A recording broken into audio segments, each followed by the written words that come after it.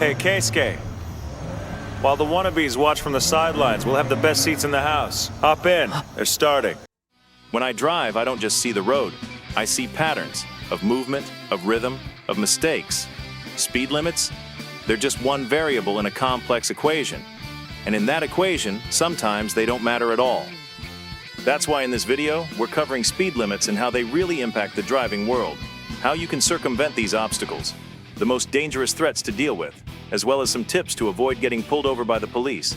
So you'll definitely want to stick around to the end, because it'll be part of your training to be a better driver.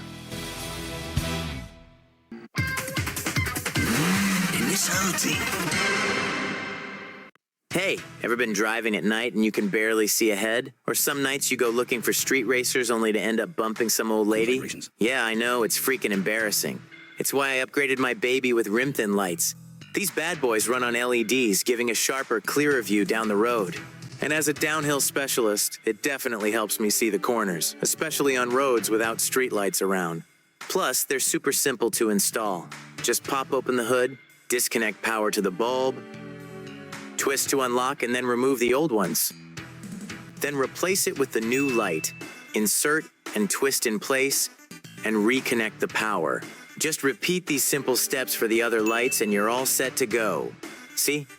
Told you it'd be simple, and the results speak for themselves. It's a definite improvement, that's for sure. Boom! Practically night and day.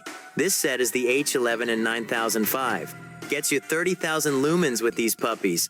It's even easier on picking up a set for yourself. So if you're ready to be cool like me, you can start by getting a pair of rim-thin LED lights from their website, link in the description. Plus, use the code RR20 for a major 20% discount on your order. Now that's a deal if I ever heard one.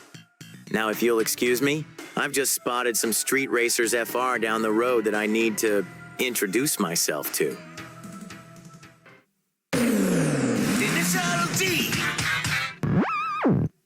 Speed limits didn't appear overnight, but they've been around ever since the use of vehicles with horsepower. In this case, literally. Even before cars were built, safety was a major concern, and the government would establish speed limits for horses. But let's make one thing clear. Speed limits exist for a reason. In theory, they're meant to keep people safe. But reality isn't always that simple. Could you imagine a horse carriage speeding recklessly on a mountain road only to crash? And then a domino effect where a series of tragedies and heroics occur over multiple generations? Well, it would be pretty hard to believe. Even so, it's one reason speed limits were put in place to prevent such disasters. Fast forward to when automobiles are the norm, and there are standardized speed limits on essentially every type of road. Depending on the country, speed limits are dictated by government agencies, local, state, and federal. They use data from traffic engineers who study road design, traffic flow, and accident history. By the way, they're the ones to thank for why you sit seemingly forever at a stoplight. Who needs a traffic light if there's no traffic? Speed limits are essentially separated by zones. For example, in the US, the highways allow for high limits from 60 to 85 miles per hour, while residential zones are typically 25 to 35. City areas can be from 30 to 45. There are special exceptions such as school zones or parking plazas that are 10 to 20 miles per hour. Of course, there are country or mountainside roads that are essentially open for faster driving. How else do you think we would get our street races going? Granted, times have changed and certain areas aren't as accessible, especially due to their popularity from certain media. Nor would I recommend attempting. It may seem pretty straightforward, and yet, despite the rules, more and more drivers break the speed limits. There is an increase in speeding tickets, especially during the pandemic, where the open roads allow drivers to easily travel over 100 miles per hour. There are some methods used to help cut down on speeding, some of which includes conditions that force the driver to slow down, such as speed bumps, stop signs, or traffic lights. Don't even think about running this light. What? Who said that? Nobody. Or throw up a work zone sign as an excuse to use heavier fines. In many countries around the world, there's the unwritten 10-over rule places follow as a buffer. While it's technically considered illegal, most police officers won't bother giving a citation for it. However, that doesn't always mean anything because some officers will pull you over for just 6 over the limit. Others may ignore you going 15 over if the overall flow of traffic is moving faster. Yes, the police can pull you over for just going one over the limit depending on their mood or if the weather condition is justifiable enough in their eyes to do so.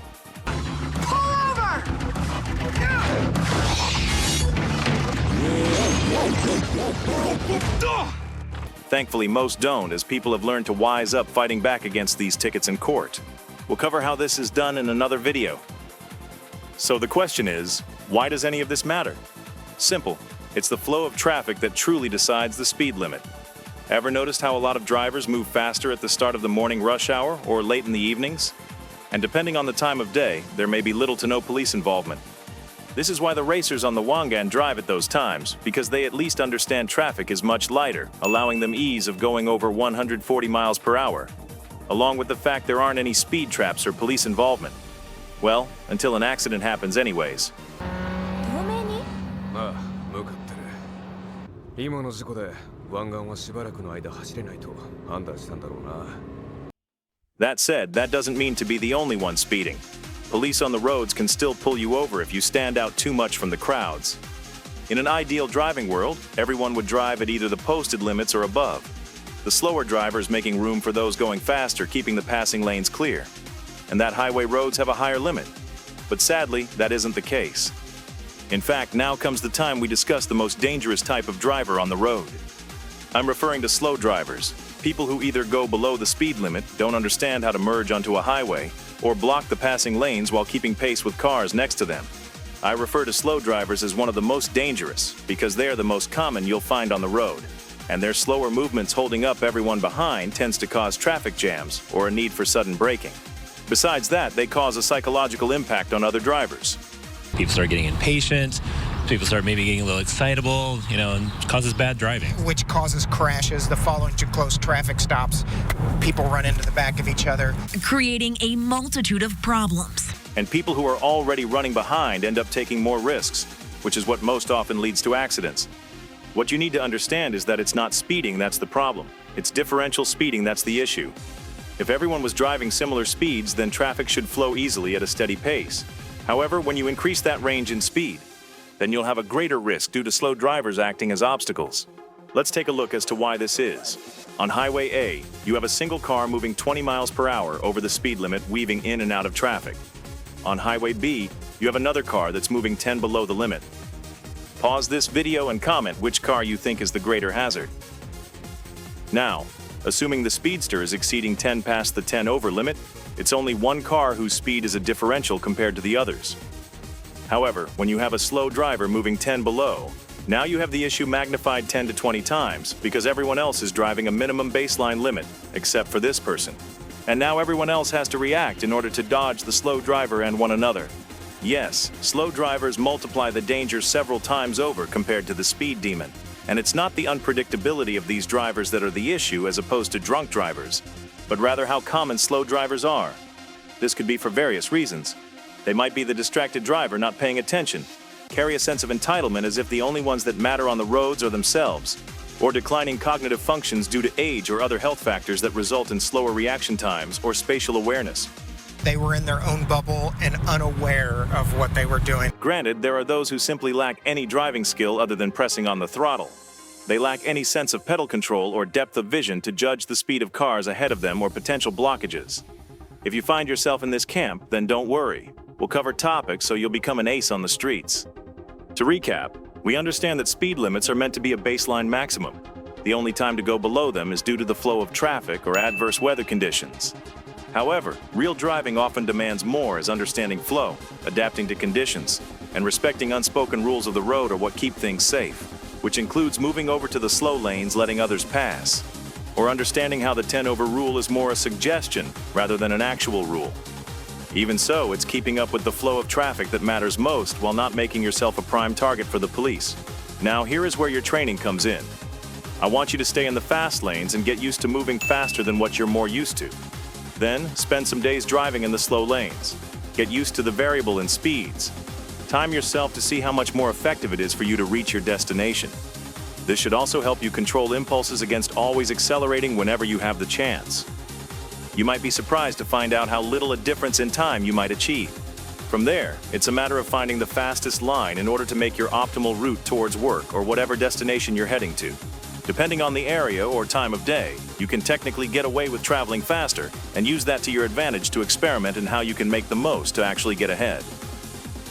But you know, there is a place where speed limits are not an issue. Yet they manage to keep traffic moving smoothly, safely, and efficiently. Some of you may already know where I'm referring to. So subscribe and stick around because we'll cover the real Wangan, where speeding is part of the fun while being safer than most highways. And special thanks to Rimpton for sponsoring this video.